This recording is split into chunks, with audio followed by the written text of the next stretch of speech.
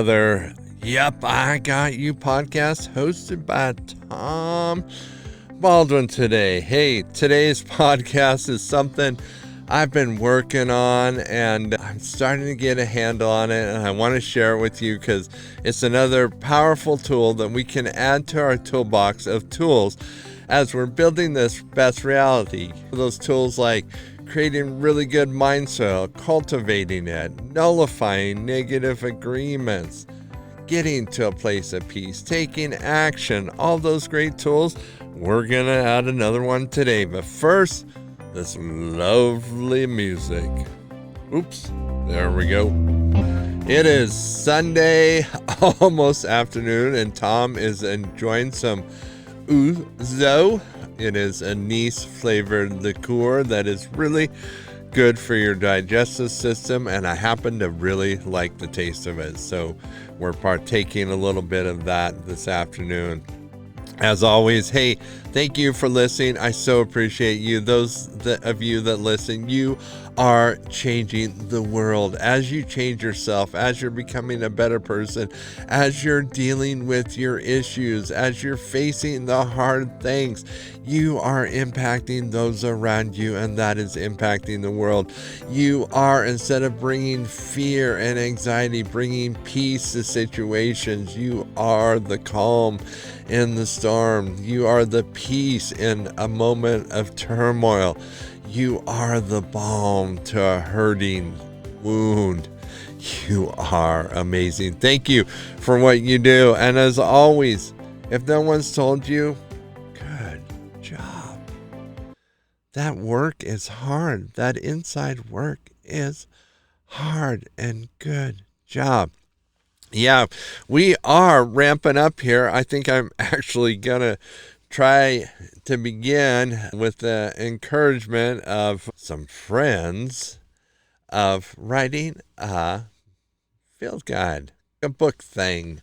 And we'll see how that goes. But we've been developing, as I've been spending time accessing the divine realm in that place of peace. There's some wonderful tools that have been manifesting themselves, coming out into the open from what appears to be nowhere, but it's a very real place, the divine realm, the kingdom of heaven, that unified field, source, Akasha field, so many names out there, but it's a place where answers come from. When we can get to a place of peace, that's how you access this field, things that bring us healing and wholeness and goodness, and help us to realize the world around us doesn't have to be the way it is, that we can affect change in the world around us. And if you're not there yet, just hear these words. You can affect the world around you with positive change. Reality doesn't have to be as it seems. You are a reality builder. And we are definitely talking about that subject today. And we're talking about the brain. Through all of our experience and all of our life, the brain has become this incredible predictor. And let me just give you examples. I can give you numerous examples just on my drive to work. And that's just a fraction of my day, the struggles that I have with my brain predicting outcomes. So I get in my truck and I start it up.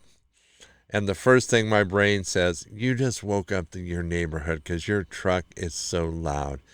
It just predicted, it just told me what happened. It said, people are not happy with your truck. And so I back out of the driveway and I turn and I see a car because I have to make a right turn, and it's a four-way intersection. There's cars coming in both directions. And my brain says, there's going to be another car coming. You're going to have to stop. How does it even know? It doesn't know. And I get up there, and there's no car coming. But my brain wanted me, because I'm like, no, there doesn't have to be. And so already, I've been in the truck for less than a minute. My brain's already predicting. And so I'm driving up, and in our neighborhood it's 25, and which is a really good speed limit. It could even be 20 because there's a lot of little kids. My kids aren't little now, but little kids can do unpredictable things, and so a low speed limit is a good thing. And for some reason, everybody in the neighborhood thinks it's a stupid thing, even the people that have the kids. Or my brain goes again saying everybody.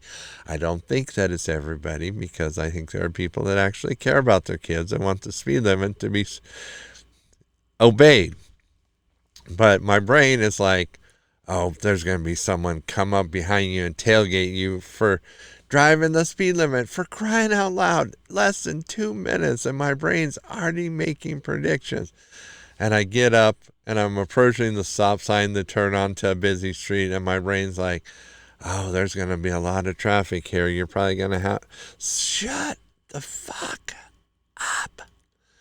So I turn down, and there's a 90-degree corner, and as I'm driving, my brain's like, look in the rear view mirror. I bet there's somebody tailgating you now. You should speed up. Okay, I get to the stoplight, and if it's a day at the stoplight, the first stoplight that I hit, across the stoplight is a coffee shop, and occasionally I stop there, not often, because their coffee is, it's not bad, but it's not awesome, and they serve a breakfast sandwich. It's not bad, it's not awesome. The breakfast sandwich is a little on the spendy side, so I don't stop there often, but occasionally I do, because I like to support local business and local business. And so I'm at the stoplight, and today's the day I'm going to stop. And the stoplight's red, and I see these cars come up to take a right turn, and they're going to drive by the coffee shop. My friend's like, they're all going to get in line ahead of you. What the? This is like less than 5 minutes. And so then I'm driving, get my coffee and stuff. And I'm getting a lot better, because I take moments, and I just, even before I get to that stoplight, I'm just like, man, that stoplight's going to be green. I'm going to pass right through. There's going to be nobody waiting at the coffee shop, which is almost always the case for me, or not many people waiting. It's amazing. And I'm counteracting, not that my brain still isn't trying to predict these other things. I'm telling it what's going to happen. And I'm looking and predicting. And then I stop at Canyon Noble, and I'm pulling in, and there's a parking spot I usually park in. And what does the brain predict? Someone's going to be parked. There's nobody parked there. No. Do you see what I'm talking about? This is less than 5 minutes in the truck. Our brains have this innate desire, and it's been trained, and it's a survival technique, because it's always assessing threats. The other day, Adrian and I were in a restaurant, and we were talking about this. I was talking about doing this podcast where we're talking about the brain predicting stuff, and the problem is the brain is an addict to predicting stuff. And we're in this restaurant, really nice restaurant, has it's very quaint, very Montana feel to it, in a very rural area, really nice, close to our house. We really like going there. And we're sitting at the table, and I gave my wife an example, because there were these two older ladies, like older, I say 40-ish age, came in, dressed, oh, how do I say this politely? Like they're looking for a rich guy. Yeah, and I don't know. My brain assessed trouble. They're like, yeah, these women, like, and I don't know that for a fact, but the brain's already classifying it, and I don't want to judge them. They were pretty women, but they look like, yeah, you get, I don't know. I feel like I can only dig a hole here, and I feel like I'm digging it. But the point of it is my brain's assessing, and then I look out the window, I see the older couple, I look away, and brain assess, oh, no threat. So the brain's always looking around, and it is because we lived in a world that was threatening. Not so much anymore. We don't have that many immediate threats, but it is always looking around. It's assessing, and it's making predictions, and it's making judgment calls all the time. And as we're working to live the best reality now, for one, that kind of incessant prediction and all that stuff doesn't tend to lend to peace. And peace is a place where we access the best reality now. It's where we access that kingdom of heaven, that divine field. It's that place where it's wonderful, it's beautiful, and beauty helps us to get into that place. And as our brain's always predicting, it's like it is like overfunctioning. We can't get to that place, and it's collapsing the possibilities.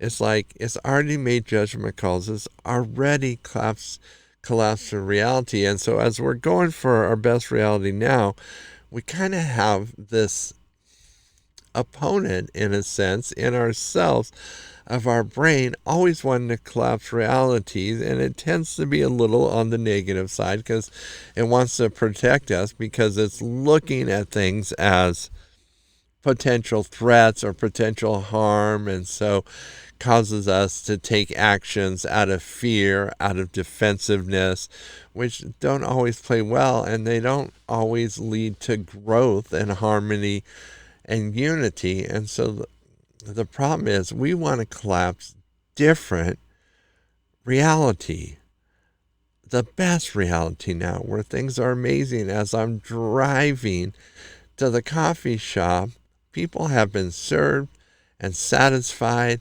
and as I'm pulling up, it's my turn, and it's my turn to be quick and efficient so others can be served, and so the way is made. And so I'm collapsing the reality for the best possible outcome. As I get to Canyon Noble, I'm collapsing the reality that the people that need to park there have already parked and left and got what they needed. And now it's my turn. The space is open. The space is free. And so the problem is getting the brain to not collapse those realities so we can open up that space for reality. And I've been doing this, but I had two people actually, explain it in a little different way and a little different format that was really interesting and helped give me more insight. One of them, and you've heard me mention this before, is Chase Hughes, and the other one, Danny, the guy that has done like 58 like episodes or sessions of DMT. And they talk about this place where and this is what I'm talking about here. And I'm going to call it a moment, and it's probably the tool is going to be the moment. And this is, I believe, either Chase Hughes described this or Danny did. And we can do this with all kinds of things, but I think this is really good. They talk about and get into a quiet place, and a quiet place is really important in this, and getting yourself settled and asking yourself, who am I? And then preventing all conclusions. Just letting that set. Your brain, when you ask, who am I? There's not any conclusion. You don't say podcaster, in my case, contractor, in my case, husband, in my case, father. None of that. You just let it sit for as long as you can possibly let it sit. Just let it open. And one of the things that helped me, and this has helped me a lot, and it is envisioning the world that we live in, like the Matrix, in ones and zeros. And so when I ask that question, I just imagine as the answer ones and zeros just not landing, like they're just fluctuating, and there's no definitive answer. So the code has not been written. The code has not been written. So in that moment, this tool of the moment, what you're doing, you're expanding that time frame to collapse a different reality. And in that place, you can shift. You can make the shift to thinking positive outcomes, because you've given yourself some time to react. It's amazing what a few seconds can do in a critical decision if you can pause. And so I've been doing that, asking myself, who are you? And just letting the answer float. Because I am so much. Did you notice a shift? I am so much. I am not one thing. I allowed the possibilities to expand. You are so much. And so when I'm driving by the coffee shop and I'm thinking about the coffee shop, I'm just thinking, oh, nothing has been said. And I just let that float because I got about a minute or two. Usually when I start to think, the brain's like, there's got to be somebody there. And I say, no, we're just going to leave it ones and zeros fluctuating. There's nothing yet. And as I get closer, and in those moments, I think about beauty. I think about lovely things. I think about, oh, it's a great day. And I often say it out loud. And in this time, which really helps me, I'm listening to almost 300 affirmations that I spoke to myself through the Think Up app. And if you haven't got it yet, it's money so worth it. I get nothing. It's so worth it to sign up and start doing this. So I'm doing that as I'm not coming to a conclusion about the coffee shop.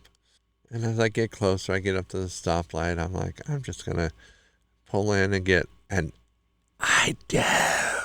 So we're talking about small things here, but it's practicing.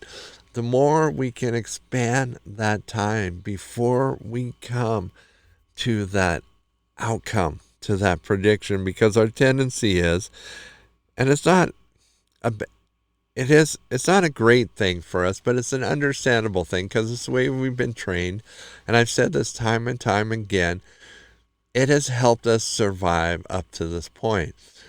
But what I'm telling myself is that we're learning a new thing, a better thing. Thank you for your service.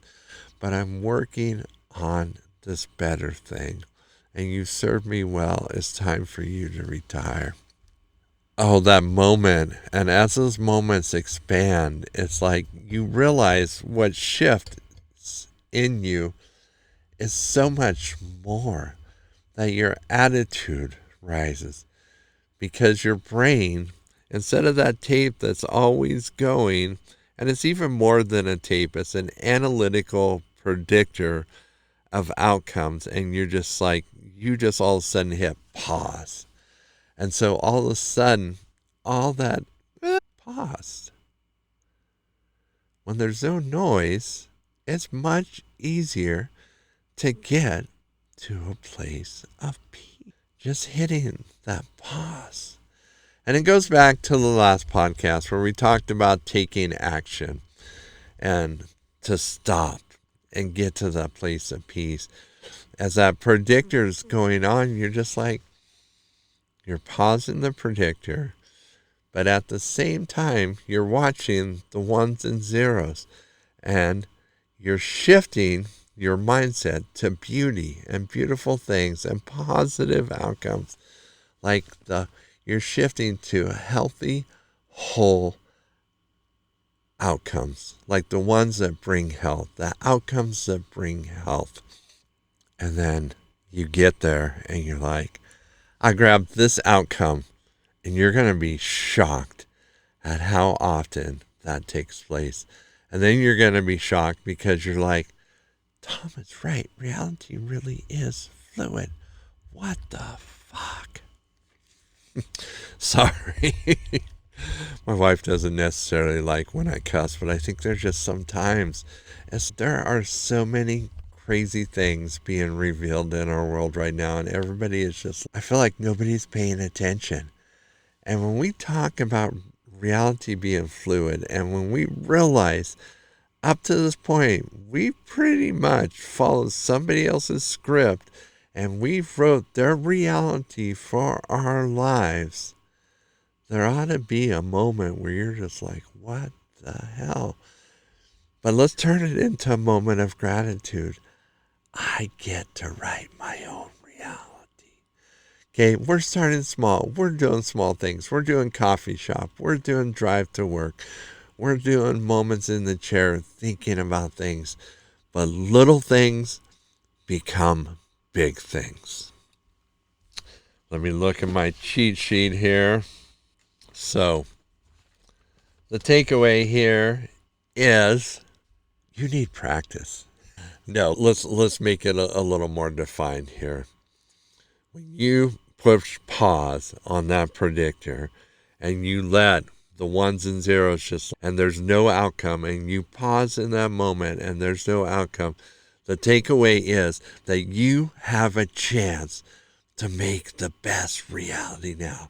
When you push pause, and that is, you take it. The challenge is to take it.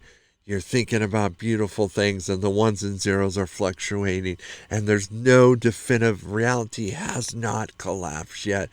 You have not had the reality that your brain predicted. It is open. It is an option. It is a potential. It is a beautiful opportunity. It is time to take it. And so from that place of beauty, you take that best reality now. And it happens. And then you make that brick, you put it into your foundation, and you realize this is the way that I'm going to build. My friends, take the moment and practice this as often as you can. If you have a long drive to work, it's a great thing. And just realize what your brain's predicting and just be like, nope, pause, and just keep practicing. Do it again and again.